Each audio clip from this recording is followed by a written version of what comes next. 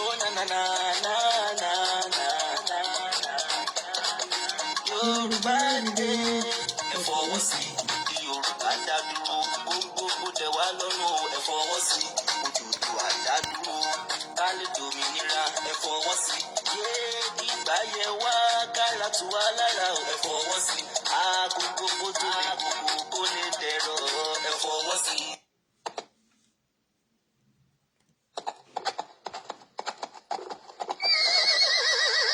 White Records. Oh na na na na na na na na. Yorùbá dé. Ẹ fọwọ́ sí i Yorùbá dá dúró. Gbogbo tẹ wá lọ́rùn ẹ fọwọ́ sí i. Odùduwà dá dúró. Ká lè dòmìnira ẹ fọwọ́ sí i. Yé ìgbà yẹ wá kára tù wá lára ẹ fọwọ́ sí i. Agogo tó lè gbogbo kó lè dẹ̀rọ̀ ẹ fọwọ́ sí i. Bóyá àkókò lọ bá gbẹ́dúgbẹ́dú. Àwa la lọ́rọ̀ àwa la lówó. Ọmọdùwà ẹ jẹ́ ká dìde. Ká dìde fúnlẹ̀ wa o. Ká dìde fọ́jọ́ ọ̀la àwọn ọmọ wa. Ọmọ ẹlẹ́ran tó ń jẹ gungun. Ọmọ aláṣọ tí wàá wà kíkà. Yé ọmọ Yorùbá ẹ̀yìn o. Kájà fúnlẹ̀ wa. Òmìnira ẹ fọwọ́ sí i. Yorùbá dá dúró. Gbogbo tẹ wá lọ́rùn ẹ fọwọ́ sí i. Odùduwà dá dúró. Ká lè dòmìnira ẹ fọwọ́ sí i. Yé ìgbà yẹ wá kára tù wá lára ẹ fọwọ́ sí i. Agogo tó lè kókó kó lè dẹ̀rọ̀ ẹ fọwọ́ sí i. Tọmọdé bá tó lọ́kọ ó yẹ kó lọ́kọ ní kó lọ́kọ ní. Tọmọdé bá tó lọ́dà ó yẹ ká fún ní òun. This is time for us to stand. Yorùbá land ẹ máa sùn bá. Kájùmọ̀ pé ilẹ̀ wa ni. Kájùmọ̀ pé iṣẹ́ wa ni o. Ẹ jẹ́ ká dìde kájà fómìnira wa.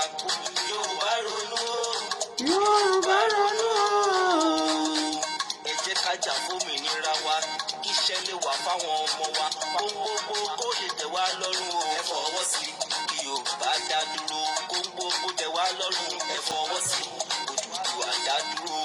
Ká lè dòmìnira ẹ fọwọ́ sí i. Ṣé ìgbà yẹ wá kára tù wá lára o. Ẹ fọwọ́ sí i. Gbogbo tó lè gbogbo kó lè dẹ̀rọ̀ ẹ fọwọ́ sí i. Ẹ fọwọ́ sí i. Yé mo pe ẹ̀yin òòṣà ẹ̀ǹdẹ́. Alájà ẹ̀kọ́ ọ̀lẹ́ máa ẹ káàbọ̀ sórí ètò. Ọbàtálá, Ọ̀rúnmìlà, Odùduwà, Ògún, Ṣàngó, Ọbalúayé, Èṣù, Yábẹ̀tà, Ọlọ́mọ, Onílẹ̀, Iyemọja, Ọ̀ṣun, Ọya, Ajé, Ológun, Ìwà, Ayao, Ọba, Ọ̀tìn, Ẹ̀dìdì, àti ṣetán, ẹ̀dìdì, fòmìnira wa. Ẹ káàbọ̀ sórí ètò, ẹ káàsán, ẹ kúrọ̀lẹ́ gbogbo bíkíbi tẹ bá ti ń wò wá. Mo kí gbogbo ẹ̀yin mọ́mì mi, mo kí gbogbo ẹ̀yin dádì mi tẹ wà on board, mo kí gbogbo ẹ̀yin ẹ̀gbọ́n mi pátápátá. Ẹ káàbọ̀ sórí ètò, ẹ kúrọ̀lẹ́. Ká tó gbọnú agbami ètò lọ, ẹ jẹ́ ká dúpẹ́ lọ́wọ́ Elédùmarè, ọba tó dá wa sí ìran káàárọ̀ àjíire, ọba tí kò jẹ́ ká dùnkù, ọba tó ń dáàbò bò wá, ọba tó ń pa wá mọ́ bí ẹyin ojú. A dúpẹ́ ní wákàtí Elédùmarè, afọpẹ́ fún yín. Àwa bẹ̀bẹ̀ ní ti ẹ̀ṣẹ̀ wa, dárí ẹ̀ṣẹ̀ wa jì wá. Gbogbo ẹ̀ṣẹ̀ ká kọ̀ àṣà wa, ìṣe wa sílẹ̀, ká máa gbẹ́sìn ẹlẹ́sìn káàkiri. Elédùmarè a bẹ̀bẹ̀ fún dáríjì, ẹ wá dáríjì wá. A ti padà wálé báyìí o. Elédùmarè ẹ wá tẹ́wọ́ gbà wá. Ẹ wá gbà wá lọ́wọ́ àwọn ajogunlẹ̀ káàárọ̀ òjíire. Ẹ wá ṣẹ́gun fún wa. Ẹ jẹ́ kí gbogbo àwọn ajogunlẹ̀ káàárọ̀ òjíire kán bẹ̀rẹ̀ sí ní fogun ẹ̀yìn ja ara wọn. Ìmọ̀ wọn kó má ṣe jọ lórí àwọn ọmọ káàárọ̀ àjíire. Àwa nígbàgbọ́ pé èèyàn Ọlọ́run ti gbọ́, ògo ní f'Elédùmarè lókè ọ̀run. Lẹ́ẹ̀kan sí ẹ kúrọ̀lẹ́ mà, ẹ kúrọ̀lẹ́ sà, ẹ káàbọ̀ sórí ètò. Tọ́pìkì tí mo gbé wá rọ̀lẹ́ òun ni wisdom solution to problem.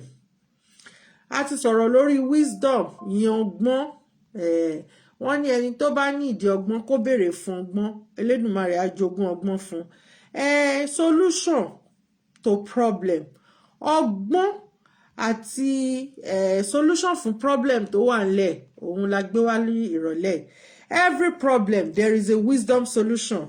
To every solution there is a wisdom solution náà ni.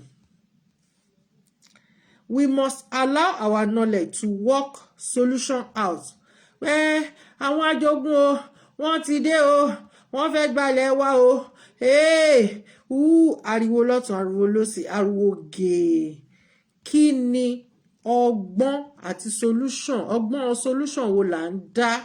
Because I need láti máa dá ọgbọ́n solution. Wọ́n mú lágbájá, wọ́n mú tàmẹ̀dù, wọ́n kidnap. Kí ni ọgbọ́n solution tá gbọ́dọ̀ dá ní oríta tá wà yìí? Nítorí pé ọgbọ́n wisdom is simply put to applied knowledge. Why knowledge is what to do. Knowledge is what to do. Wisdom ni pé ká apply knowledge. Then knowledge ni nǹkan tí ó yẹ ká ṣe, ìgbésẹ̀ tó yẹ ká gbé. Kí ni ìgbésẹ̀ tó yẹ ká gbé? Gbogbo ẹ̀ la máa sọ̀rọ̀ lórí ẹ̀ lẹ́yìn. So solution is to know how to go about it. Ṣé ti rí pé 3 in 1 ní topic yẹn? Wisdom, solution to problem. Knowledge tó wà bẹ́ẹ̀, ó sọ pé wisdom is simply applied knowledge. Nǹkan tí wisdom yẹn mean ni pé ẹ jẹ́ ká lo ọgbọ́n orí wa. Ẹ jẹ́ ká lo ìmọ̀ àwọn baba ńlá wa. Ó wá sọ̀rọ̀ nípa solution is to know how to go about it. Solution ni pé ọ̀nà wo la wá fẹ́ gbà tẹ́ fẹ́ fi lo gbogbo nǹkan yẹn. Ọ̀nà wo la fẹ́ gbà tá fẹ́ fi gbé ìgbésẹ̀ láti protect àwọn èèyàn wa. Ọ̀nà wo la fẹ́ gbà láti fẹ́ fi protect territory wa. Ọgbọ́n wo la fẹ́ ọgbọ́n ni knowledge. Ọgbọ́n wo la fẹ́ dá tá fẹ́ fi dáàbò bo ilẹ̀ káàárọ̀ òjíire tí àwọn ajogun tí wọ́n fi ní gba ilẹ̀ yẹn mọ́ wa lọ́wọ́. Ẹ káàbọ̀ sórí ètò, mo rí yín. Gbogbo ẹ̀ la máa sọ nírọ̀lẹ́ yìí. Máa sọ mo ní gbogbo nǹkan tèmi tọ́pìkì tí mo bá gbé wá ó ní ṣe pẹ̀lú ayé wa náà, ìrìn àjò ayé wa lọ́kùnrin lóbìnrin. Tí problem bá wà, ọgbọ́n wo la fi ń wá solution sí problem yẹn? Ẹ má bínú mi tí rí ìtumọ̀ solution ní èdè káàárọ̀ àjíire. So ọgbọ́n wo la fi ń wá solution sí problem tó wà ńlẹ̀? Ọ̀nà wo là ń gbà? Gbogbo àwọn nǹkan yẹn la máa sọ̀rọ̀ nípa. Pẹ̀lú gbogbo question tá bá ní láyé, there is always an answer to every question. Except the question tá bá fẹ́ dáhùn nìkan ló kù. Either we answer yes or no. Either we answer I know, I don't know is an answer. So there is always an answer to every problem. To every question, there is a wisdom answer. Wisdom answer máa ń wà fún gbogbo problem láyé. Kí ni wisdom answer bí wisdom solution ta ní fún problem káàárọ̀ àjíire? Ìgbésẹ̀ wo ló kù ká gbé o? Ọgbọ́n wo ló kù ká dá nílẹ̀ káàárọ̀ àjíire? Wisdom solution to the problem at hand. Problem of poverty, problem of lack of good road, problem of àìríṣẹ́ṣe, problem ìpayín keke, ẹkún lóríṣiríṣi, problem kọ́ máa káwọn àjòjì wá sórí ilẹ̀ wa, kọ́ máa wá gba ilẹ̀ wa. Ó ṣe. Èmi àtẹ̀jẹ̀ mi sọ̀rọ̀ láàárọ̀. Ẹ̀jẹ̀ mi lòun ẹ̀jẹ̀ mi ṣe wà online kí n tó bẹ́ speaker.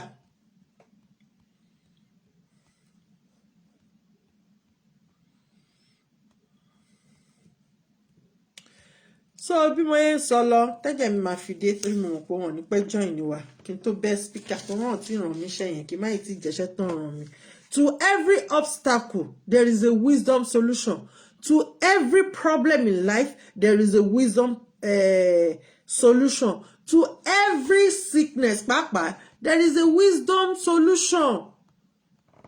There is no problem in this life. There is no stress. Àwọn ẹlòmíì wọ́n pè ní problem, wọ́n máa ń rí bí stress. There is no depression. So kí ni wisdom solution? There is always a wisdom solution. Kí ni wisdom solution yẹn? Ọ̀nà wo la fẹ́ gbà lo wisdom solution láti fi handle problem tó wà nílẹ̀? Gbogbo àwọn nǹkan yẹn la need láti sọ̀rọ̀ lé lórí nítorí pé kí ni? Àwa ọmọ káàárọ̀ àjíire àti tutù o, àti tutù jù. Àtútù. Ẹ jẹ́ kí ọgbọ́n inú wa kó máa ṣiṣẹ́. Wọ́n ní ọgbọ́n inú òun ni kíní kan ń lò mi ìfẹ́ sọ nǹkan tí mi ò mọ̀ ẹ jẹ́ ká lo ọgbọ́n inú wa torí ẹ̀ ni mo ṣe gbé tọ́pìkì wá pé wisdom solution to every problem kí ni problem ta ní ni àwọn ajogun àwọn Fúlàní bandits àwọn Fúlàní kidnappers àwọn Fúlàní herdsmen àwọn Fúlàní terrorists àwọn Fúlàní ICC wọ́n náà ti dé wọ́n náà ti kó ICC dé o wọ́n welcome àwọn ICC látànà báyìí àwọn problem nìyẹn. Another problem is economical problem. Another problem is lack of good infrastructure problem. Gbogbo àwọn nǹkan yẹn la ní. Kí wá ni wisdom solution to this problem? Lálàkọ́kọ́ gbogbo àwọn ọmọ káàárọ̀ oòjíire àjókòó àfinúkonú. A ní ó ṣe jẹ́ àwọn ìran karambani àwọn ni wọ́n ṣe kíni ni wọ́n fi wá sí bó ṣe hùn wá náà tí wàá ríboríbo káàkiri. Ẹ jẹ́ ká lọ lọ́tọ̀ ká wá kọjú síra wa ẹ káàbọ̀ alájà mo rí yín mọ́mí Rosin ẹ káàbọ̀ God bless you for joining us thank you so very much. So wọ́n wá wò pé kí ni ọgbọ́n wo ni ká dá ìgbésẹ̀ wo ni ká gbé ẹ jẹ́ ká lọ lọ́tọ̀ tá bá dúró lọ́tọ̀ nítorí pé kí ni èèyàn kan ò lè dúró ní mẹ́rin mẹ́rin èèyàn kan ò dẹ̀ lè dúró ní mẹ́fà mẹ́fà so ó bẹ́tà kí ọmọ káàárọ̀ oòjíire kan dá dúró nítorí pé ìbáṣepọ̀ ìnira ìbáṣepọ̀ tí a jọ wà kò fìyàn ní ọkàn balẹ̀ kò fìyàn ní ọkàn balẹ̀ kò dẹ̀ fúnyàn ní kí lorúkọ ìrìn àjò yẹn ìbẹ̀rù ló ń kó bá àwọn ọmọ káàárọ̀ oòjíire kí wá ní wisdom solution to this problem òun ni pé kí gbogbo wa ká dìde ọ̀nà wo la má gbà fi dìde àwọn ọgbọ́n ọnú táwọn bàbá wa ń lò láyé ìgbà yẹn mo sọ mú ní gbogbo wa láti ṣìnà tá ti kùnà sí àwọn nǹkan tí bàbá ńlá wa ẹ má bínú so ọgbọ́n kan ṣo tá máa dá ní pé ká padà lọ bá àwọn bàbá tó ní lọ́wọ́ ká lọ bá wọn sọ̀rọ̀ ipe ó ti tó gẹ́ o ìjọba mùjẹ̀mùjẹ̀ ìjọba kidnapper ìjọba dáràndáràn tí a ní location 419 nǹkan tó ń rà òun ni pé kán máa ra ammunition fáwọn apààyàn fáwọn kidnappers fáwọn terrorists they continue feeding them pẹ̀lú owó ìlú owó tó tọ́ sí gbogbo èmi àti ẹ̀yin ọgbọ́n wo la wá fẹ́ dá àwọn ò léròjà a ní nǹkan ọjà àmọ́ àwọn bàbá wa ní àwọn ọgbọ́n ọnú tí wọ́n máa ń lò ìdí nìyẹn tí mo ṣe gbé tọ́pìkì wisdom solution to problem so àwọn bàbá yẹn ní ká tọ̀ lọ ní ìsìn kí kálukú wá ṣe kí ni láti wákàtí ìlọ ní ìsìn láti sìn lọ mo wá bẹ gbogbo ẹ̀yin ọmọ káàárọ̀ ajíire níbikíbi tí ẹ bá wà ẹ jọ̀ọ́ mi kì í bẹ̀bẹ̀ mi kì í sọ pé ẹ bá mi share program ṣe rí gbogbo àwọn villages wa gbogbo àwọn àbá wa àwọn ajogun wọ́n ti ń gba gbogbo ẹ̀ o wọ́n ti ń pa àwọn èèyàn lọ nínú àbá o because Ọlọ́run mo sọ̀rọ̀ kan ní inú àwùjọ kan lánàá mo ní Ọlọ́run nífẹ̀ẹ́ àwọn ọmọ káàárọ̀ ajíire tó bẹ́ẹ̀ gẹ́ tó yẹ pé kò bo àṣírí àwọn ẹni bí kò bo àṣírí àwọn ìka ènìyàn gbogbo àṣírí wọn máa ń tú ni tó bá ṣe ń gbìmọ̀ ẹ̀ ló ṣe máa ń tú nítorí pé Ọlọ́run fẹ́ káwa náà gbégbèsè a lè káwọ́ jọ rọ̀ ẹ jẹ́ mo sọ mo ní láti from street to street kò wá ṣe street from street nìkan mọ́ gbogbo àwọn tó wà lábà ẹjọ́ ẹ jẹ́ ká support wọn kó bẹ̀rẹ̀ sí ní ṣọ́ àbá wọn ti ń gba gbogbo àbá káàkiri gbogbo àwọn ibi tó yẹ kó jẹ́ industrial zone àwọn ọmọ káàárọ̀ oòjíire lọ́la fún wa gbogbo bẹ̀ làwọn Fúlàní ti ń gbà wọ́n ń pa àwọn èèyàn wa tó wà níbẹ̀ ní fọnáfọnṣu ẹ jẹ́ kí gbogbo wa múra tá bá ti kọ́kọ́ mójútó gbogbo àwọn villages yẹn gbogbo àwọn ọ̀nà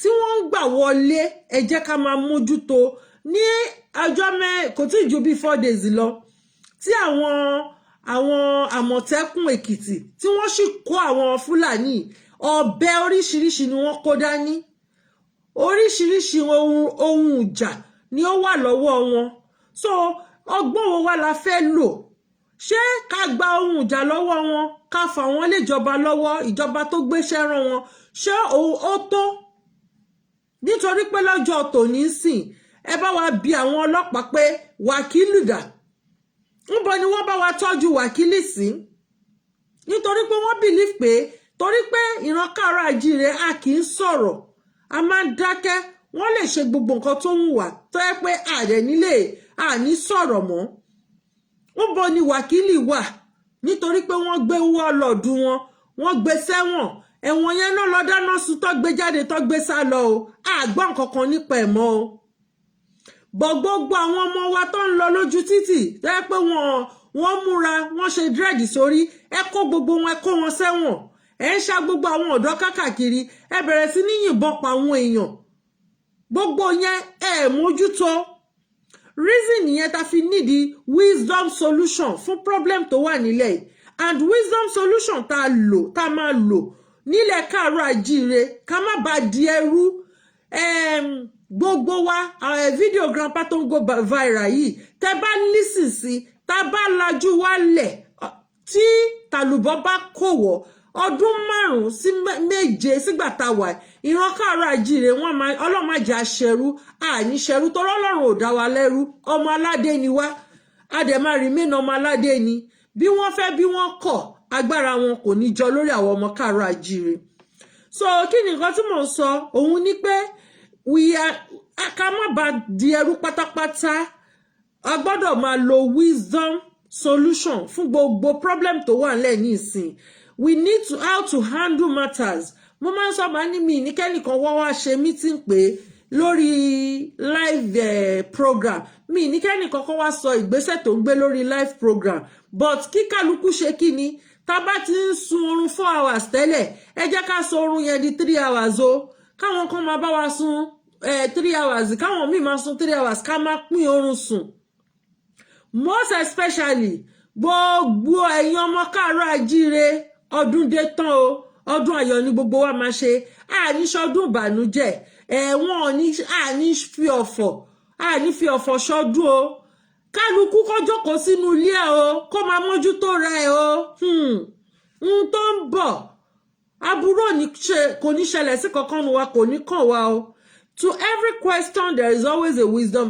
answer to every obstacle there is always a wisdom solution it take wisdom to fly it take wisdom to take off so ibi tá wá dé gangan nìyẹn it take wisdom to fly it take wisdom to take off ọgbọ́n ló gbà fún wa láti dìde nítorí pé àwọn ọmọ káàárọ̀ oòjíire ẹ̀mí ìbẹ̀rù á ti gbìn sínú ọkàn wa torí ẹ̀ mo ṣe ń ṣe update lórí fear lórí àwọn dangerous kìíní so that a máa ní ìfọ̀kànbalẹ̀ èmi tá ń wo ìtẹ́lẹ̀tẹ́lẹ̀ mo máa ń bẹ̀rù gan mo jẹ́ èèyàn kan tó máa ń bẹ̀rù nǹkan kékeré máa ń bà mí lẹ́rù nísìn kò sí nǹkan kan tó ń bà mí lẹ́rù mọ́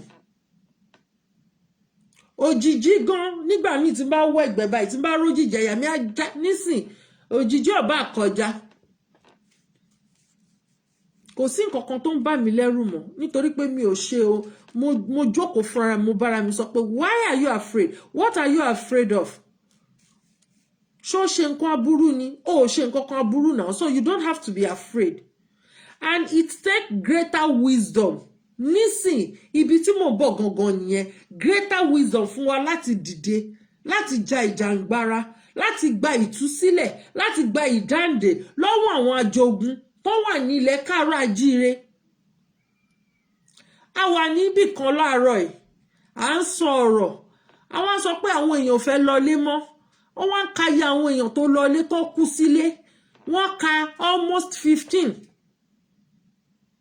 a ní lọ ilé òde láṣẹ Ìdùmarè gbogbo wa a máa wọlé láyọ̀ a máa bọ̀ láyọ̀ ni a máa jáde láyọ̀ a máa wọlé láyọ̀ ni a ní lọ ilé òde o so kí ni nǹkan tí ó wá fa gbogbo kíní ọgbọ́n wo la fẹ́ gbà ọ̀nà wo la fẹ́ gbà àwọn ọ̀dàlẹ̀ ẹ má wọ ọ̀dàlẹ̀ o ẹ̀kúlé yín ọ̀dàlẹ̀ wà ń bẹ̀ ẹnu ọ̀nà yín ọ̀dàlẹ̀ wà ń bẹ̀ iyẹ̀pẹ̀ tẹ́ǹtẹ̀ àwọn ọ̀dàlẹ̀ wọ́n ti wọnú lẹ̀ yẹn lọ so I need láti wá ọ̀dàlẹ̀ there will always be ọ̀dàlẹ̀ mo máa ń sọ máa ní ó máa ń surprise mi tí àwọn èèyàn tí wọ́n bá wà shock pẹ̀lú nǹkan tó bá ń ṣẹlẹ̀ tí àwọn èèyàn tó bá move wọn pé nǹkan báyìí ń ṣẹlẹ̀ reason ni pé we should expect more than àwọn nǹkan tá à ń rí we should expect it. We should expect gbogbo àwọn nǹkan tó ń ṣẹlẹ̀. Reason ni pé gbogbo wa a lè sùn ká kọrí síbì kan náà. Àwọn ẹlòmíì wọn lè accept, wọn ní ever accept nǹkan tẹ́ ń ṣe, but tí kíní yẹn bá jiná tó dodindi tán, wọ́n á dẹ̀ dìde báyìí, wọ́n á ru àyàbá, wọ́n á ní àwọn làwọn gbégbèsè, táwọn ò bá support yín kọ́, ṣáwọn kì í ṣọmọ káàárọ̀ àjíire ni. So it has to be like that. Bàbá wa kan sọ̀rọ̀ kan lánàá, wọ́n ní ọ̀pọ̀ èrò kan ló ń gba ìlú, ìwọ̀nba ènìyàn ló ń gba ìlú. Àwọn tó dẹ̀ wà nínú ìlú yẹn, wọ́n ti fún wọn ní àfúnjẹ débi wípé wọn ò lè jà fún ẹ̀tọ́ wọn mọ́. Tẹ́ bá ń follow gbogbo àwọn sọ̀rọ̀sọ̀rọ̀, ẹ máa rí point kan àbí kejì dìmú bẹ̀ wípé àwọn nǹkan míì wà tó yẹ pé àwọn ìgbésẹ̀ tó yẹ pé àwọn tó jẹ́ ọmọ káàárọ̀ àjíire, àwọn tó jẹ́ olórí nílẹ̀ káàárọ̀ àjíire gan, wọ́n wà lára àwọn tó ń ṣe iṣẹ́ lòdì sí àwọn ọ̀dọ́, kó má lè béèrè ẹ̀tọ́ wọn, kó má lè dìde, kó má lè jà fún nǹkan tó jẹ́ titi wọn. Màmí Sarah King, ẹ káàbọ̀ sórí ètò mo rí yín mà. So ìdí nìyẹn tá gbọ́dọ̀ ṣe lo wisdom solution sí gbogbo problem tó wà nílẹ̀. We need wisdom solution, not just ordinary wisdom, but wisdom solution òun la need sí. Ìdí nìyẹn tí mo ṣe sọ pé ó take wisdom fún wa láti fly. Ẹ jẹ́ mi, welcome on board. Mo fẹ́ sọ̀rọ̀ tá ń sọ lánàá yẹn, mi mọ̀ bóyá kí n sọ àbí kí n má sọ. Ọ̀rọ̀ àbàtà sọ. Ó take wisdom for us to fly. Ó take wisdom láti take off. Wisdom náà ó wá take greater wisdom láti stand up, láti dìde fún ẹ̀tọ́ wa, láti dìde fún nǹkan tó concern each and every one of us. It take a greater wisdom láti ní solution fún ìjàngbara tá ń jà. Ó tún gba wisdom. Ẹ ṣé jàre ẹ̀jẹ̀ mi, God bless you. Bí mo ṣe ń sọ lọ lẹ́ẹ̀kan, torí èmi like kí n gba authority. Mo ní gbogbo ẹ̀yin ọ̀dọ́ tó wà ní àbà, mo ti ń sọ lọ lẹ́ẹ̀kan kí n tó ní ẹ jẹ́ n béèrè kí bóyá kí n sọ àbí kí n sọ. Ẹ lọ mójútó gbogbo àbà o. Gbogbo villages ni àwọn Fúlàní ti ń attack. Wọ́n dẹ̀ ti ń gba gbogbo àwọn villages yẹn, wọ́n ti ń kọ́ kíní síbẹ̀. At the end of the day, irọ́ tó máa gbé wá ṣe mọ̀ pé àwọn náà kún gbogbo inú ìjọba. Ojú gbogbo wa ló ṣe, ojú táyé ló ṣe. Nígbà tí wọ́n fi a terrorist member tó fi jẹ́ assistant controller general, àárí kankan ṣe sí, àárọ̀gbọ́n dá sí, àárí kankan sọ sí. This is the best time for us láti dìde ní ìsìn. Ipe okay o, bó ṣe ń lọ leléyìí o, bó ṣe solution leléyìí o, wisdom ọgbọ́n ló gbà. Bàbá nínú àwọn bàbá wa wọ́n sọ̀rọ̀ kan, wọ́n ní Yorùbá ò láṣìírí, ìran káàárọ̀ àjíire àláṣìírí. Torí pé ìran káàárọ̀ àjíire a kì í ṣe níbí ni. Àti wípé Elédùmarè àtàwọn gbárùnmọlẹ̀ náà bá wa bo àṣírí wa. Àwa ò lágbára, a dẹ̀ ní kankan, but a ní Elédùmarè ọba tó dá ayé àti ọ̀run. A dẹ̀ ní àwọn gbárùnmọlẹ̀ tọ́lọ́run ti fi ṣàkóso láti máa dáàbò bò wá ní gbogbo onírúurú ọ̀nà. Àwa látorí ẹ̀sìn àjòjì kọ̀yìn sí wọn.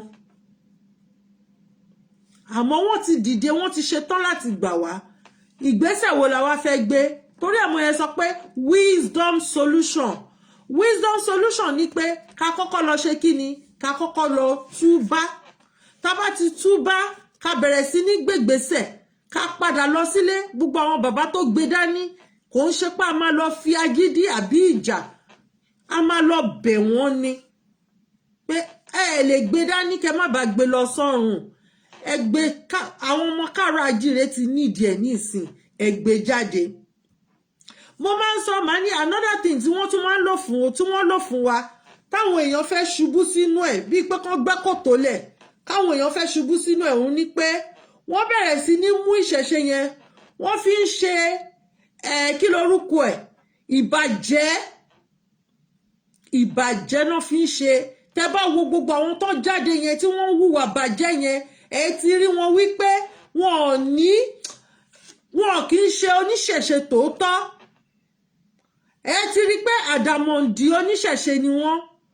Gbogbo wa tún wá sá padà ń bẹ̀ pé yé ìkà ni wọ́n o, kíní ni wọ́n o, ìgbé kíní pọn àtúnsá. So that àwọn àtàwọn ajogun ni wọ́n jọ pawọ́pọ̀ o pé ẹ jẹ́ ká fọgbọ́n lé wọn. Ẹ̀yin ṣàmẹ́ni tó yẹ pé gbogbo yín máa rí kán máa ṣe bẹ́ẹ̀ káàkiri wọ́n bẹ̀rẹ̀ sí ní ṣe gbogbo wa náà wá sá padà wọ́n wá wọlé lóru láti ṣe kíni láti fi ẹ̀mí àwọn ọmọ káàárọ̀ òjìre láti fi ṣòfò ẹ̀mí kọ̀ọ̀kan nu gbogbo wo ò ní ṣòfò Elédùmarè á dáàbò bò wá o ilẹ̀ káàárọ̀ àjíire kò ní dilẹ̀ onílẹ̀ o ẹ wò ó bí mo ṣe ń sọ lọ o mo ní we must grow in knowledge ká dẹ̀ work stronger a ti nídìí ọgbọ́n nísìn àti ọpọlọ gidi gan láti rin ìrìn àjò yìí and grow in wisdom I need more wisdom ṣé rí yìí ta fọwọ́ lẹ́rọ̀ ti tó ó dàbí ọ̀rẹ́ mi kan tóun bá ṣáà ti ń jẹun àwọn tó dẹ́ṣẹ̀ àwọn nìkan kọlù kò ní kọlù àwọn ọlọ́run ò ní jẹ́ kó kọlẹ̀ nìkankan wa kò kí ń ṣe ẹni tó dẹ́ṣẹ̀ o èèyàn tó wálé láti ìlú òyìnbó tó wá sí yẹ ẹ̀ṣẹ̀ wo ló dá tó yẹ pé ikú ló tọ́ sí lójú àwọn ọmọ tó bí àbí ẹni ẹlẹ́ni tó ń padà lọ ìlú òyìnbó tí wọ́n pàdánù ẹ̀ṣẹ̀ wo ni ìbàdà tó fi jẹ́ pé ikú oró òun náà fi dájọ́ fún àwọn tí wọ́n kó owó lójú méjèèjì tí wọ́n pa àwọn ènìyàn tí wọ́n rèpà àwọn ọmọ ẹ wo lẹ́nujọ́ mẹ́ta wọ́n tún ti wọnú ilé ìjọsìn kí má bàa gbàgbé gbogbo àbà tó wà káàkiri gbogbo villages tó yẹ pé industrial zone ló máa jẹ́ fún wa lọ́jọ́ ọ̀la fún ọmọ káàárọ̀ àjíire lọ́jọ́ ọ̀la ẹ jẹ́ ká mójútó bẹ́ẹ̀ ibẹ̀ ló kàn ní ìsìn tí wọ́n bá gba gbogbo bẹ̀ yẹn tán gbogbo àwọn ibi tó súnmọ́ etí bọ́dà wa tó gba gbogbo bẹ̀ tó wò pé ọ̀nà ibi tó máa gbà sá lọ lélẹ̀ ńbo la fẹ́ gbà ńbo la fẹ́ yà sí ẹ jẹ́ ká jí nínú oorun tá à ń sùn gbogbo ẹ̀yin ọmọ youth òde òní ìjà yín ni ìjà yín ni àwọn náà fẹ́ kógun wọ̀lú o àwọn náà fẹ́ dógun sílẹ̀ o wọ́n ti kógun wájà yìí wọ́n ti pa odindi ọba first class ọba nílẹ̀ káàárọ̀ àjíire ibẹ̀ gangan náà ti bẹ̀rẹ̀ ogun pẹ̀lú wa a sọ̀rọ̀ bọ́n ṣe pawó lọ́wọ́ nìyẹn a gbégbèsè wọ́n pa Bíọ́lá a gbégbèsè òun nìyẹn o ní agbára láṣẹ Èdùmàrè ní agbára tí Ọlọ́run fi ń jẹ́ Ọlọ́run yìí tẹ́lẹ́dùmarè fi jẹ́ Elédùmarè tí kò sẹ́ni tó mọ agbára yẹn bàbá wa Sunday Igboho kò ní kú nítorí pé olóòótọ́ kì í kú sípò òṣìkà gbogbo ẹnikẹ́ni tàbí inú obìnrin tàbí wọ́n gbé jáde nínú obìnrin tó bá rokú rò áfara ẹ̀dí áfọmọ ẹ̀dí áfàlámọ̀rí ẹ̀dí bẹ́ẹ̀ ni nítorí pé kí ni tí gbogbo wa pátápátá ló dìde fún kò béèrè oyè kò béèrè ipò ó wò pé ìpakúpa tó ń pa àwọn èèyàn wọn yìí ó ti tó gẹ́ ẹ jẹ́ kí gbogbo wa dìde lápapọ̀ káwọn pípù ìka má bá wọn ṣe mọ́ kí kálukú lọ nílò ẹ̀. So it take wisdom for us to get a nation, for us to have a nation. It doesn't come easily. Ó dàbí ẹni tó ń ṣọmọ ọ̀dọ̀ ni ọ̀gá ò kì í fẹ́ fílẹ̀ o tó bá rí pé ọmọ tó wúlò dáadáa ni kò ṣe pé torí pé ó nífẹ̀ẹ́ ẹ má jẹ́ ká tanra wa jẹ nítorí pé ó wúlò fún ni. Nígbà táwọn gọ́vnà tó dìde ń sìn tó sọ pé VAT yẹn kó remain lọ́dọ̀ àwọn káwọn máa fi tún lo àwọn ṣe rí igbe tí wọ́n ké síta ẹ má jẹ́ kó sú wa ẹ má jẹ́ kó rẹ̀ wá ẹ jẹ́ kí ẹ̀jẹ̀ káàárọ̀ òjíire kó bẹ̀rẹ̀ sí ní kó máa flow nínú body system wa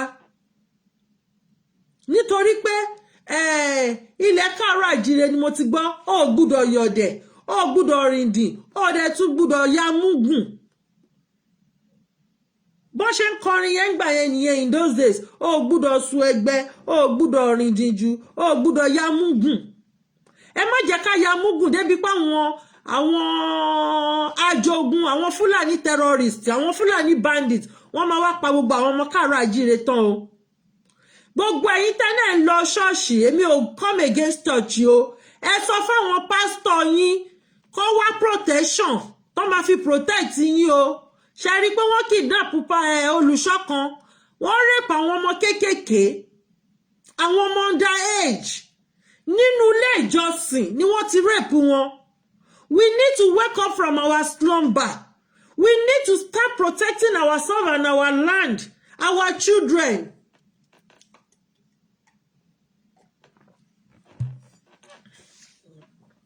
tó bá fi dídá mi látọmọdún 5 títí dọmọ 14 years ni kọ́ lọ kọ́ mágùn sí gbogbo wọn lára because ìkà tí wọ́n ń ṣe ìbànújẹ́ tí wọ́n ṣe fáwọn ọmọ ọlọ́mọ ó ti pọ̀ jù o. We need to stand up and wisdom solution òun la need not only just solution wisdom solution. Adúpẹ́ lọ́wọ́ Elédùmarè pé ó ti mú ẹnu wa kò papọ̀ síbì kan bó tilẹ̀ jẹ́ wípé wọ́n palẹ̀ mọ́ lọ́wọ́ ni.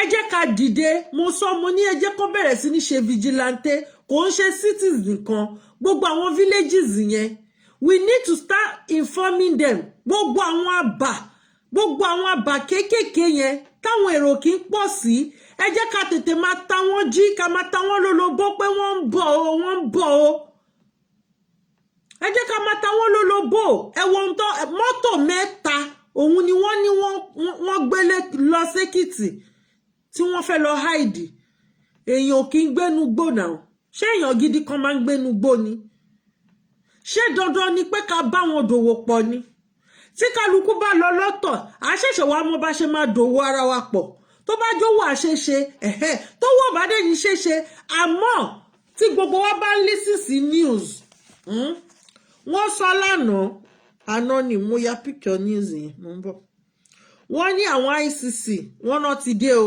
mọ́mí tẹ́mi ẹ káàbọ̀ sórí ètò mà.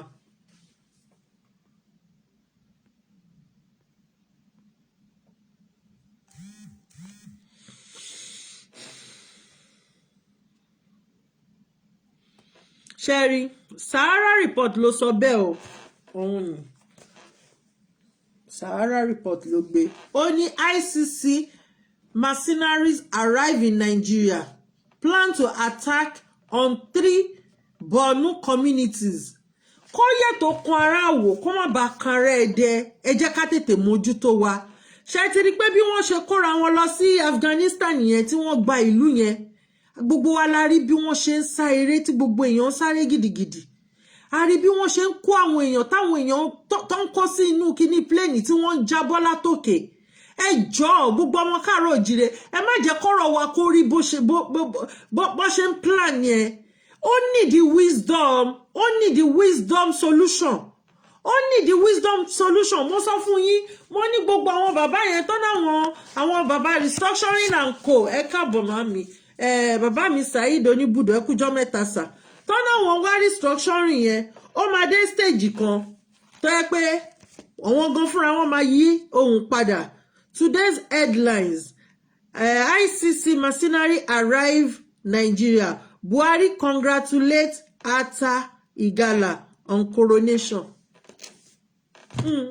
Ṣé ti gbọ́ èmi kọ́ ni mo kọ́ o kí lorúkọ ẹ̀ ló kọ́ o Sahara report ibẹ̀ ni mo ti mú jáde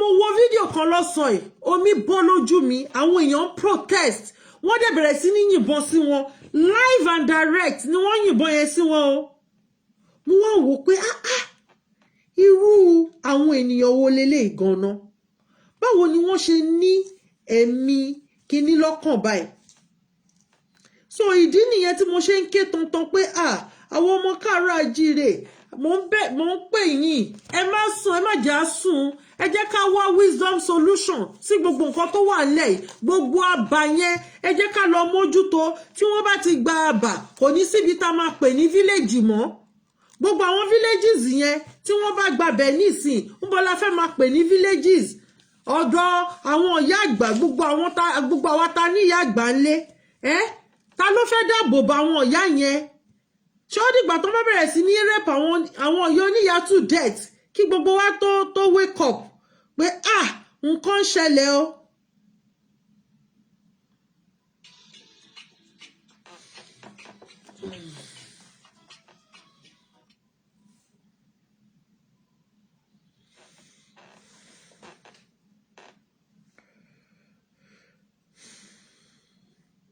ṣé ó dìgbà tó bá bẹ̀rẹ̀ sí ní rape àwọn ìyá yẹn to death ká tó ṣe máa ké ká máa kígbe pé grandma lọ́tún grandma lósì ẹ jẹ́ ká dìde nísìn ká bẹ̀rẹ̀ sí ní sọ fún wọn ká bá wọn sọ̀rọ̀ ká máa ṣàlàyé fáwọn èèyàn kí gbogbo àwọn bàbá tó ní nǹkan yìí kàn jọ kàn gbé jáde.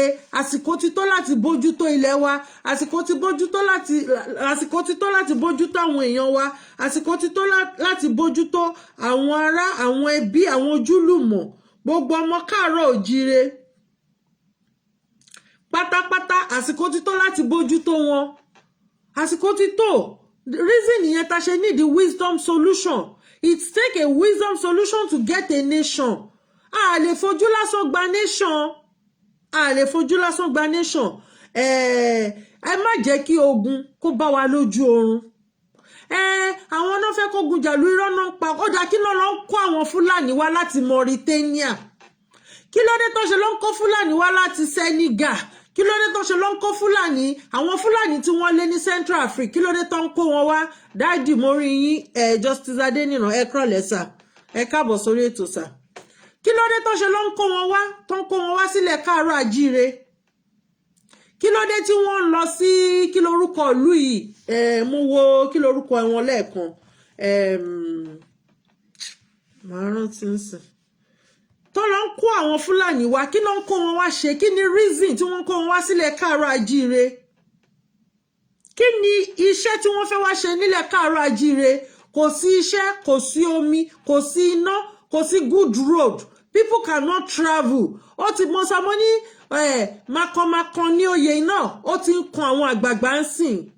Mo rí write up kan lọ́sàn ìtàn ní K1, ó ní ṣọ́gbọ́mọṣọ́ ni àbí Òṣogbo pé kò lè lọ due to insecurity. Ó ti ń kàn wọ́n, àwọn náà nílé kúrò lójú kan because gbogbo nǹkan tó ń ṣẹlẹ̀ wọ́n rí, wọ́n ṣe bí ẹni tí ò rí, wọ́n gbọ́, wọ́n ṣe bí ẹni tí ò gbọ́. Ó ti ń kàn wọ́n ní ìsinyìí. Aburú ò ní kángun sẹ́nì kọ̀ọ̀kan wa.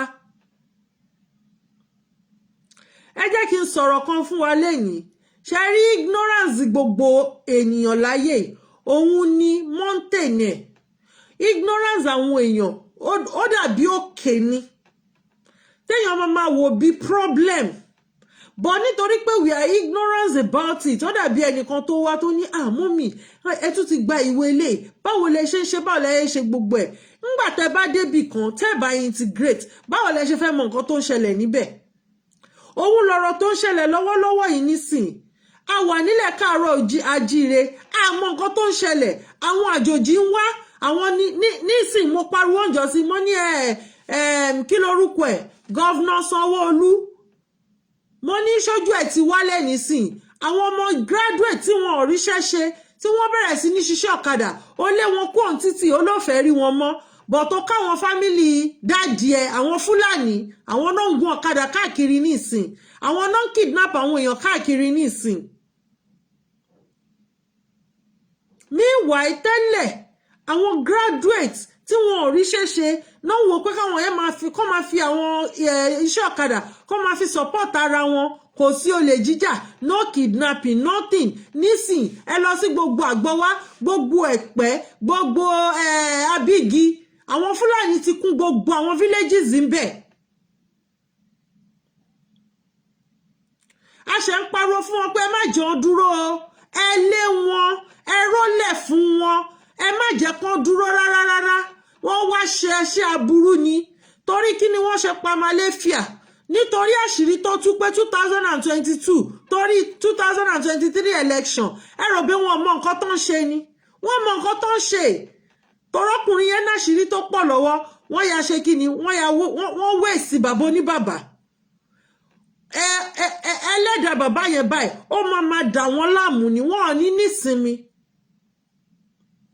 Ìdí nìyẹn tá fi need the wisdom solution to this problem, and it take a wisdom, greater wisdom, for us to stand up on our feet, for us to get our nation. We need a greater wisdom.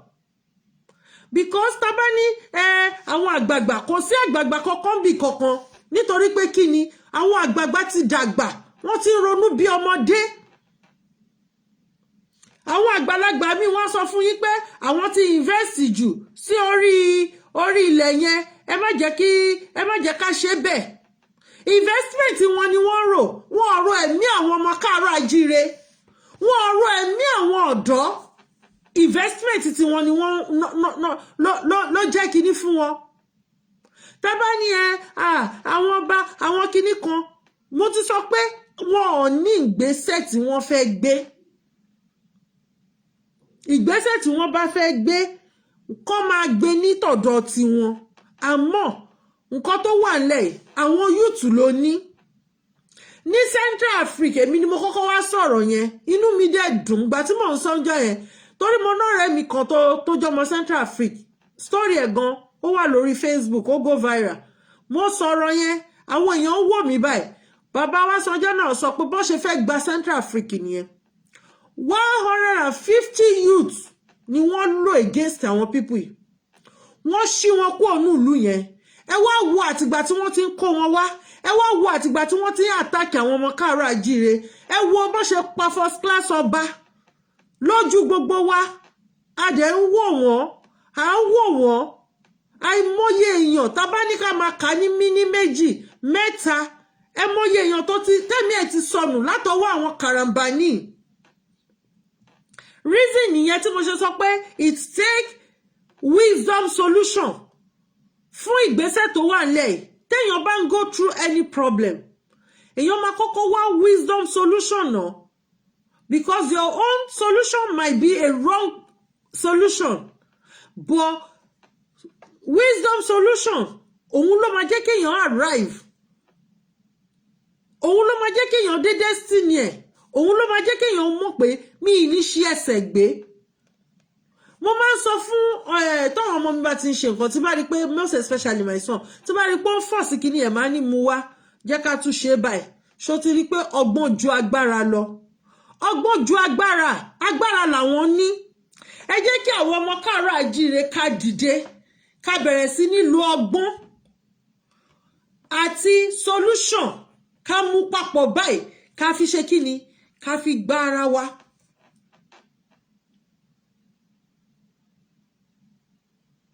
Ọgbọ́n àti solution òun ló kù tá nídìí láti fi gbára wa. Mo ní every man's ignorance òun ni mountain òun lòkè. Àìbìkítà wa ọmọ káàárọ̀ àjíire òkè ló jẹ́. Òun ló jẹ́ gẹ́gẹ́ bí òkè.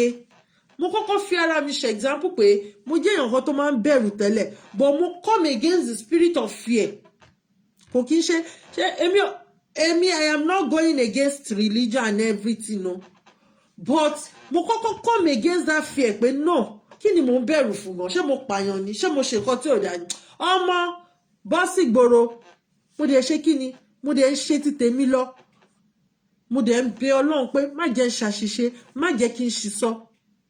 Ìbẹ̀rù yẹn kú òǹbẹ̀.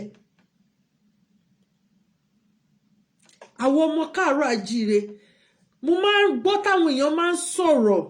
I see fear in them. Ẹ̀rù yìí ti pọ̀ jù. Ẹ̀rù ti pọ̀ jù. Àwọn people yìí first attack ni wọ́n ní. Wọn ò lè dúró tó bá délẹ̀.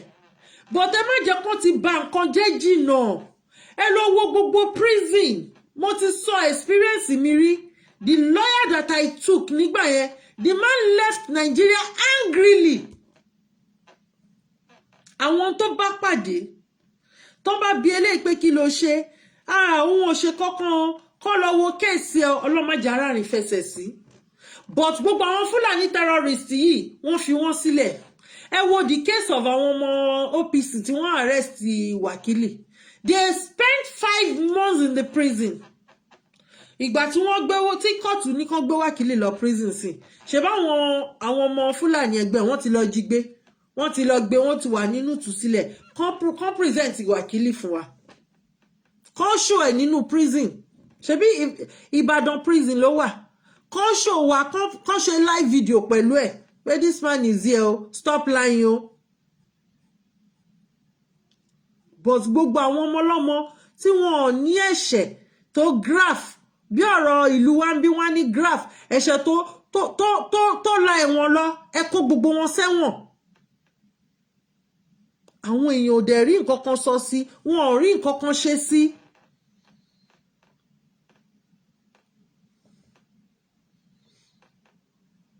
Àsìkò ti tó fún wa láti wá ọgbọ́n ìjìnlẹ̀ àti ìmọ̀ tá máa fi gbára wa lóko ẹrú. Mo love analysis grandpa sọ pé in the next 5 years wọ́n bẹ̀rẹ̀ sí ní fẹ́ àwọn ọmọ káàárọ̀ àjíire tó bá yá wọ́n á become governor, wọ́n á become senator.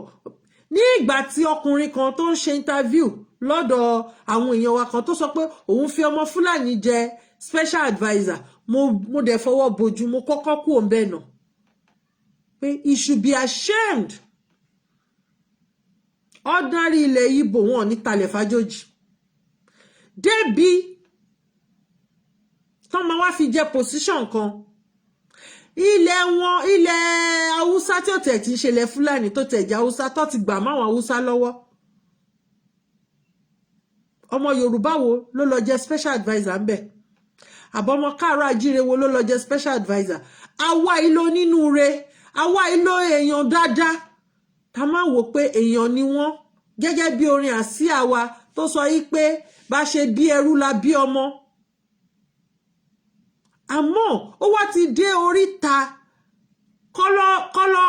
kọ́lọ́mọ di kó ní ọmọ di ọmọ ẹ̀mú. Gbogbo àwọn villages yẹn, all the villages around southwest, ẹ bá wa pè gbogbo àwọn baálẹ̀ àwọn ọba gbogbo wọn kó bẹ̀rẹ̀ sí ní fi àwọn ẹ̀ṣọ́ lù. Mi understand kí ló ṣe àwọn ọmọ káàárọ̀ àjíire náà. Láyé àtijọ́ ṣe bá ní àwọn ẹ̀ṣọ́ tó ń ṣọ́ ìlú, a ní gbogbo àwọn oníbodè. Kí ni àdèjẹ́ kó fi ẹ̀sìn àjòjì kó fi gba gbogbo ẹ̀ mọ́ wa lọ́wọ́. Àwọn forefathers wa wọ́n ti ń ṣe ìlú káwọn òyìnbó yìí tó wá. Ìran káàárọ̀ àjíire ti ń wọṣọ kóyìnbó tó dé, wọ́n ti ń kọ́ ilé gidi kóyìnbó tó dé.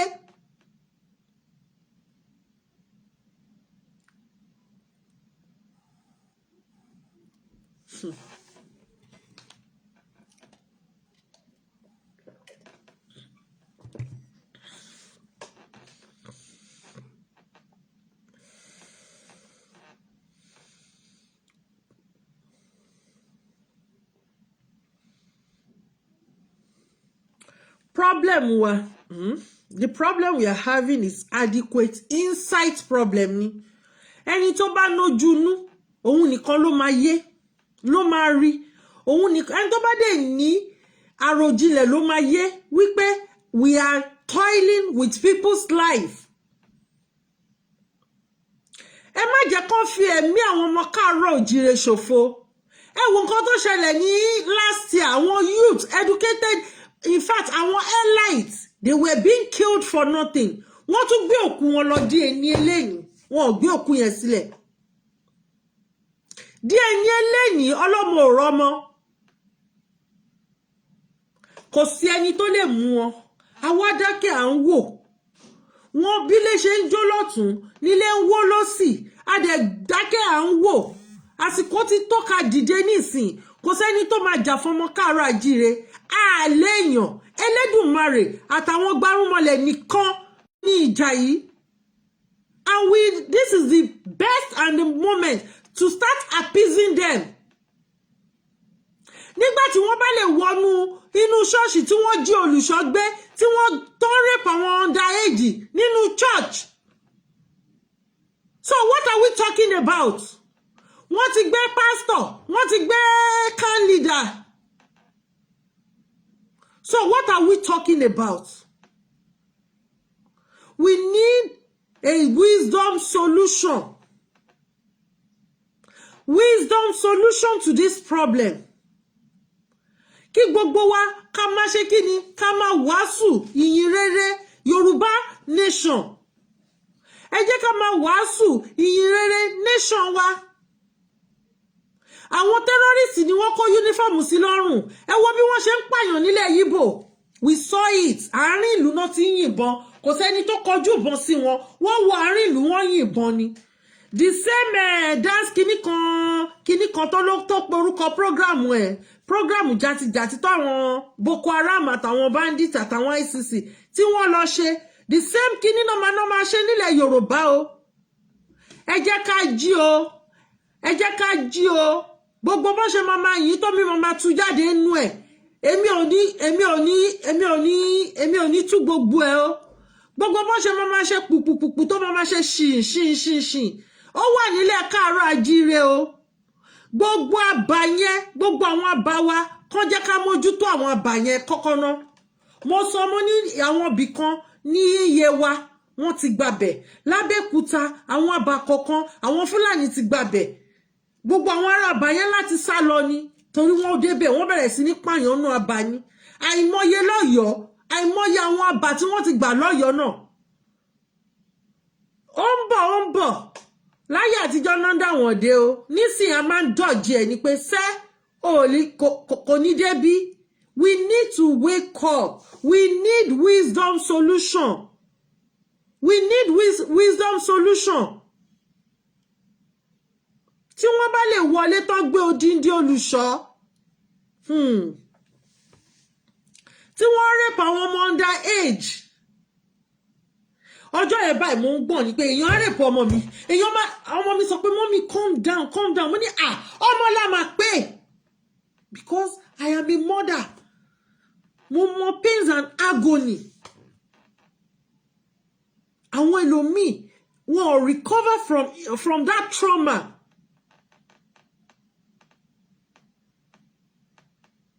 Àwọn ẹlòmíì nǹkan tí Ọlọ́run ní fún life wọn through that experience all run completely because they couldn't get over it. But people kept quiet as if nothing happened. People are looking bí pé kankan ò ṣẹlẹ̀. Wọ́n wọlé lọ wọ́n lọ kidnap àwọn èèyàn wọ́n pa wọ́n pààyàn bẹ́ẹ̀. People kept quiet. Wọ́n ò ṣe kọ́kọ́ wọn sọ̀rọ̀.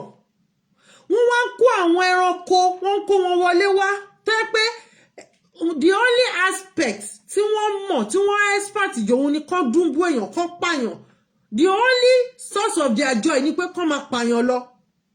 And adẹ̀rí bí wọ́n ṣe ń fi helicopter lọ gbóúnjẹ fún wọn. Àwọn èèyàn dẹ̀ rò wípé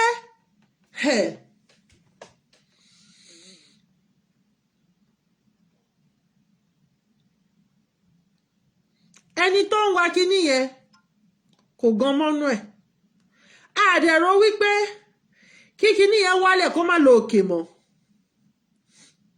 mo dẹ̀ mọ̀ pé ó wà nílẹ̀ káàárọ̀ àjíire o mo mọ̀ pé ó wà nílẹ̀ káàárọ̀ àjíire o ìdí nìyẹn tí mo ṣe sọ wípé ẹ má jẹ́ àsùn pìyè ẹ má jẹ́ àsùn para we need wisdom solution torí tán bá kó wọn wá sílẹ̀ káàárọ̀ àjíire bí wọ́n ṣe ṣe nílẹ̀ Yíbò wọ́n á ṣe jù bẹ́ẹ̀ lọ tó rán mọ̀ pé ní kí lorúkọ ẹ̀ AGN Malami ó sọ write up kan ó ní we've been treating them the way we want so it won't be hard for us to get them. Ó kọ gbogbo àwọn write up yẹn rẹpẹtẹ torí ẹ̀sìn wọ́n fi ẹ̀sìn ṣe bójúbójú ni o. Àwa ọmọ káàárọ̀ àjíire we have our spirituality. Òyìnbó kan ni mò ń gbọ́ bó ṣe ń sọ pé our spirituality is not a religion. Ó yàtọ̀ sí ẹ̀sìn. Spirituality wa ti wà from the beginning of the beginning. Ẹ̀sìn dé kò tí ju how many years lọ? 200 years. 200 BC, 200 CD. Àbí 2000 ẹni kò ìjú lọ.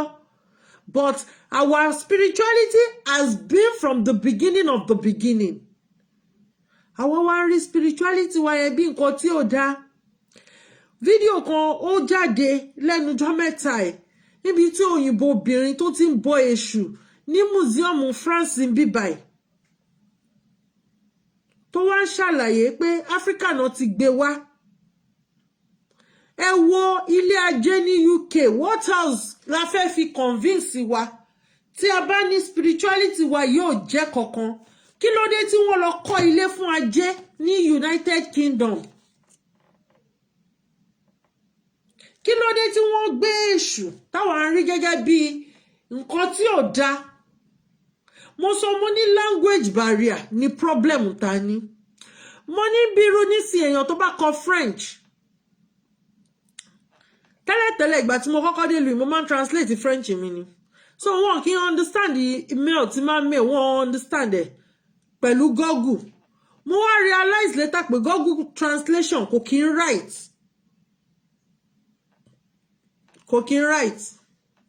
àwọn ọ̀rọ̀ kan bí ọ̀rọ̀ ẹyọ kan ó lè ní mínì 5 ní French but ó máa ń ná àmì ló máa ń jẹ́ kí ẹ mọ nǹkan tí wọ́n sọ tó ń sọ gangan bí irú nísìn voler mi ní kíní window blind tó máa fà wálẹ̀ voler mi kéèyàn jalè voler means ní kéèyàn tún fò vol so ó pé oríṣiríṣi but the same pronunciation so tẹ́ bá kọ fún Google nǹkan tó bá ń Google ni Google máa gbé jáde ńbẹ̀ so kò kí always correct so we need to understand ipe ọ̀rọ̀ ilé ayé yìí kò rí bá ṣe rò everybody have a side of looking at things the way we look at things is not the same way tẹ́mi máa fi wò lè àlàwà náà máa fi wò ṣe rí àwọn tó ń sọ̀rọ̀ pé nǹkan kan lè ṣẹlẹ̀ wọ́n ń prepare for election kíní kan swag 2023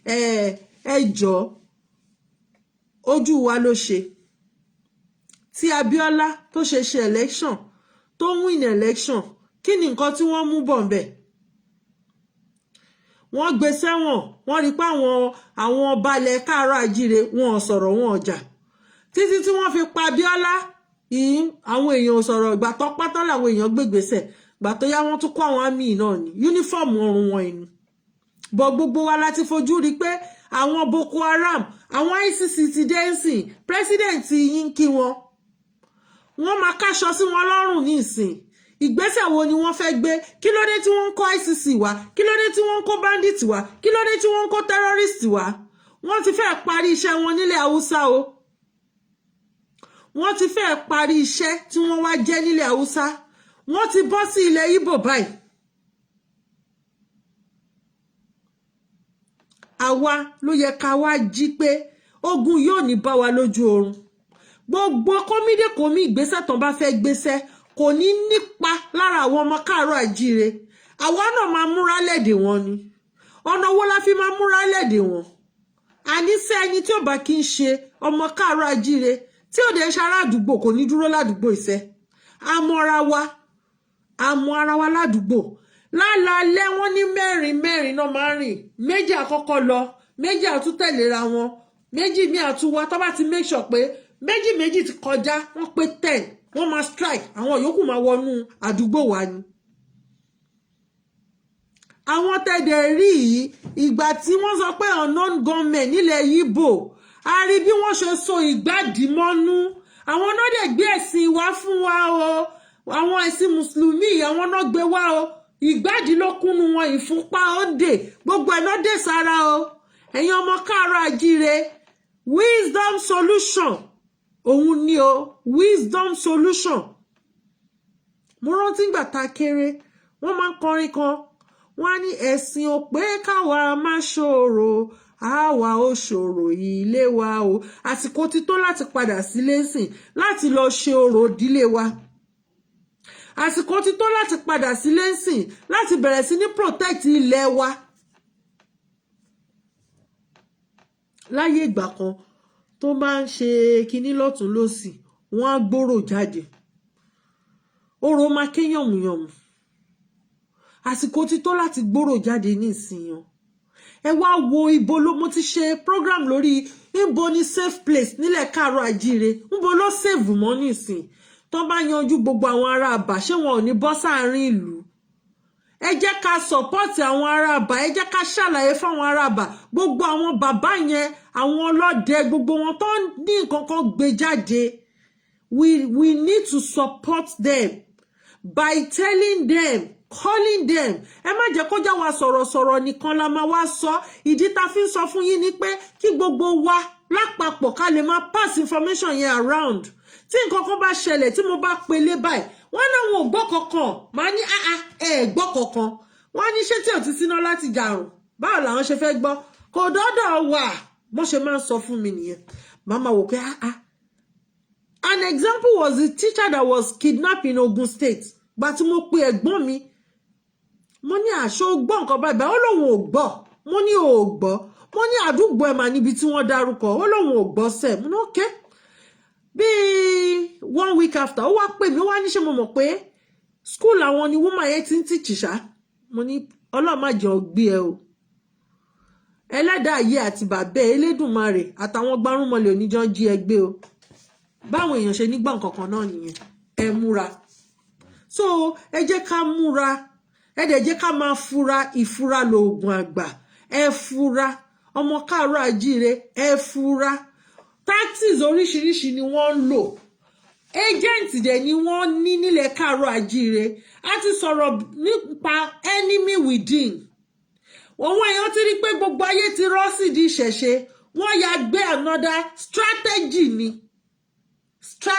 ni pé ṣé nǹkan tó fi ń ṣe nìyẹn àwọn kan àwọn màámi mi ò tí ì gbọ́ rí látijọ́ tí mo ti dáyé pé èèyàn kan máa jáde á wá sọ pé òun o báyìí lòun ṣe rí gbogbo àwọn kinní yẹn sàkámà ń jẹ ní gbogbo ẹ̀ sàkámà ń jẹ ní sàkámà ń jẹ ní o àwọn tó ní lọ́wọ́ gangan wọn ò ní bọ́ síta wá sọ pé ó wà lọ́wọ́ àwọn àwa la máa wá wọn lọ la máa tọ̀ wọ́n lọ gbogbo àbá gbogbo villages tó wà nílẹ̀ káàárọ̀ àjíire mo bẹ̀ each and every one of us ẹ jẹ́ ká pe àwọn tá a bá mọ̀ ní gbogbo abúlé kábúlé pé kán múra o kán má máa fojú méjèèjì sùn kán máa ṣe ojú kan báyìí ni ojú kan ni kán máa dì báyìí kán máa fi sùn kán máa fojú kan sùn o kán má yà wá pa wọ́n o nítorí pé kí ni gbogbo igbó káàkiri ilẹ̀ Yorùbá àwọn àgbààgbà ilẹ̀ Yorùbá àmọ́ nǹkan tí wọ́n ń ṣe lé lórí àdẹ̀lé èmi ò ń bá wọn wí nítorí pé wọ́n ti dàgbà wọ́n ti ronú bí ọmọ tí ní ẹ lọ kọ́ ilé kẹ lọ da gbogbo wọn sí káwọn yúùtù ká dìde ká gba nǹkan tá fẹ́ gbà ká wá sọ fún wọn pé a ti gbà o òun rèé o wọ́n wá máa ṣàdúrà wọ́n máa dúpẹ́ kọ́ tèmi mọ̀ nìyẹn because tẹ bá rí láìlé wọn tó bá sọ fún yín pé àwọn ń bọ nǹkan kan ẹ jọ̀ọ́ tẹ bá retí ń tán bọ yẹn tí ẹ gbọ́ nǹkan kan láàrin oṣù kan ẹ ti mọ̀ pé wọ́n ń tàn yín jẹ ni ẹ̀tàn jẹ́ pọ̀ o kọ́lọ́n kó ṣàánú gbogbo wa ni wisdom solution to every problem wisdom solution òun nìkan ló lè solve gbogbo problem tá a wà nú ẹ̀yìn kọ́lọ́n kó gbà wá lọ́wọ́ gbogbo àwọn ajogun ẹ ṣé mo dúpẹ́ God bless you all I appreciate each and every one of you mo dúpẹ́ lọ́wọ́ yín gidigidi gan èmi máa appreciate gbogbo everybody gbogbo àwọn tó ń wo program lọ́wọ́ àwọn tó máa wò because time is money ẹ mọ̀ pé àwa manage taba study management báyìí nǹkan máa ń ṣe díẹ̀ ká má sọ ìkan tó kù time is money I really appreciate that time téèyàn bá lo 1 hour ń biṣẹ́ ó níye tán máa fún biṣẹ́ so torí ẹ̀ lèmi ò ṣe ń fẹ́ dá yín lágara wisdom solution to problem ẹ jẹ́ ká wá gbogbo ọgbọ́n ọnú àwọn ọgbọ́n ọnú táwọn bàbá wa lò tí wọn ò fi gbalẹ̀ káàárọ̀ àjíire tó fi jẹ́ wípé Òṣogbo òun lógún ti dá dúró kógun má wọ Òṣogbo kógun má wọ Jẹ̀bú kógun má wọ Èkìtì kógun má wọ Ìbàdàn kógun má wọ Èkó kó má wọ Oǹdó kí ogun àwọn Fúlàní kó má kó wa lọ òun ni mo ṣe torí ẹ̀ wá sọ̀rọ̀ nípa wisdom solution Elédùmarè àti àwọn gbarumọlẹ̀ wọ́n á fún wa ní ọgbọ́n ìjìnlẹ̀ òye throw Buhari under the bus wọ́n á fún wa ní ọgbọ́n ìjìnlẹ̀ àti ìmọ̀ ìjìnlẹ̀ tá máa fi tọ́ tá dẹ̀ máa tọ́ látọ̀yè tá máa rìn láàrin yè gbogbo wa a ní fọwọ́ gbọ́mọ sí o a ní bá wọn kúkú ọ̀wọ̀ọ̀wọ̀ o ṣe rí nígbà tí Yorùbá nation bá dé báyìí gbogbo yín ni mo máa wá pọ̀n pé yéè mo fẹ́ pọ̀n o mọ mi àánú ẹ wá pọ̀n mi dádì Ibrahim ẹ pọ̀n mi o àti dé Yorùbá nation àwọn gbárùnmọlẹ̀ àtẹlẹ́dùmarè á gbà fún wa ṣe rí ọ̀rọ̀ tí bàbá yẹn sọ tí wọ́n fi lè pa bàbá yẹn òdodo ọ̀rọ̀ ni tọ́rọ̀ yẹn ò bá ń ṣòdodo ọ̀rọ̀ kò ní ká wọn lára débi tó máa pa bàbá yẹn 2022 ẹ jẹ́ ká múra o ẹ jẹ́ ká múra o ẹ jẹ́ ká múra o àwa tá à ń jáde kò kúkú ṣe pé bí ń pa wá kò ń ṣe pé àrùn jẹjẹ kò ń ṣe pé àní security àmọ́ a kì í ṣọ̀dájú ọmọ ni ìfẹ́ àwọn ènìyàn wa ló jẹ wá lógún àlàáfíà àwọn ènìyàn wa òun ló ń ká wa lára ìfọkànbalẹ̀ àwọn ènìyàn wa òun ló paramount sí wa a dẹ̀ ń gba information 247 àṣírí àwọn people yìí ọlọ́run òjò ó bò so we need to come out and tell people Elédùmarè àtàwọn gbárùmọ̀lẹ̀ wọ́n dẹ̀ fi hàn àwọn ènìyàn pé báyìí ló ṣe fẹ́ rí o báyìí ló ṣe fẹ́ rí o báyìí náà ṣe fẹ́ rìn o mo wá bẹ̀ gbogbo ẹ̀yin tẹ́ wà lórí ètò lálẹ́ ojú òní tìyẹn ní fọwọ́ gbọ́mọ sí gbogbo bí tẹ́ bá ti mọ̀yàn gbogbo villages ẹjọ́ a call will do a call 3-4-5 minutes call can save a life kẹ́ máa sọ fún wọn kọ́ má dárìn kọ́ máa bójútó gbogbo àdúgbò wọn gbogbo àbá wọn tí wọ́n bá gba àbá níbo la máa fi ṣe industrial lane tó bá yá ṣé ní gbogbo àwọn àbá yẹn táwọn wò pé àbá ní village ní gbogbo ẹ̀ ló máa wúlò fún ọmọ káàárọ̀ àjíire tá a bá gba nation wa tán gbogbo ẹ̀ ló máa di industrial estate orúkọ tó ń jẹ́ yẹn náà máa kọ sí àbá kìíní kan o àbá kìíní kan o àbá kórèdé o àbá tiléwá o àbá tinúwá o àbá ọlá o wọ́n ṣe máa kọ gbogbo ẹ̀ sí nìyẹn wọ́n á dẹ̀ kọ oríṣiríṣi industry sí gbogbo àwọn ìyá wa tó ti dàgbà tá fílẹ̀ ń bẹ̀ àwa kọ́ home fún wọn a máa tọ́jú wọn ní home a máa kọrin fún wọn a máa ṣe oríṣiríṣi fún wọn gbogbo ẹ̀ ní ọmọ káàárọ̀ àjíire lè ṣe nígbà tí ènìyàn bá wà nílùú àjòjì tó lọ ń tọ́jú arúgbó alárúgbó báwo ni ò ṣe ní tọ́jú arúgbó títí ẹ̀ mo béèrè ni tìfẹ́ dẹ̀ náà fi ń tọ́jú àwọn arúgbó yẹn ó di dandan ká tọ́jú àwọn arúgbó wa irọ́ tó pa fún wa ti tó wọ́n máa ń wà diluted ní tó bá ti dàgbà